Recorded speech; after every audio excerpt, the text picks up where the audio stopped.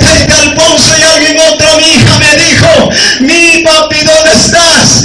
Abuelita, mamá Ramona, se han fallecido porque no te puedes vivir. Sé que la última parte de tu carne para que vayas llevando a la sepultura como pastor, papito. Venga a llegar y nosotros no podemos estar juntos. Así me dijo él, le dijo, pastor, yo quiero ver aquí, yo quiero que acompañe.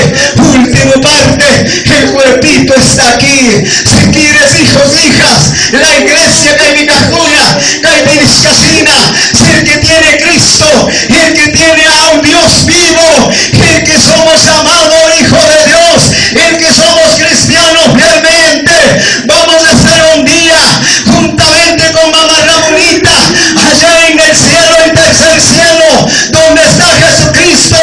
Allí un día vamos a abrazar con ella y darle, jovencita de 30 años, si quieres abrazar a su madre, si quieres saludar a su abuelita. Hoy es el momento donde estamos en este planeta Tierra viviendo con esta vida, chulla vida.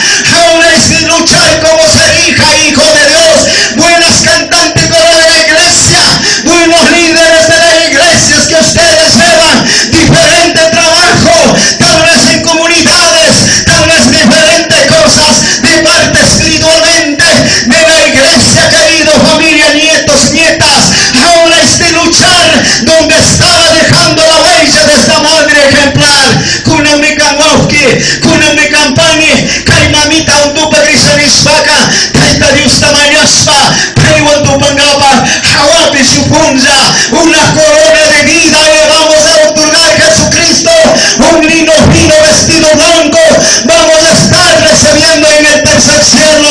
Así que este mundo, este planeta es traicionero a muchas cosas, es problemático, pero con tu vida, con mi vida, tengo que ser como hijo de Dios, caminando en la verdad, caminando un ejemplo de hacer realidad como cristianos. Nunca mamá supunja kusikuspa saludaspa. Un abrazo más mi que tu paso tu pan que panes.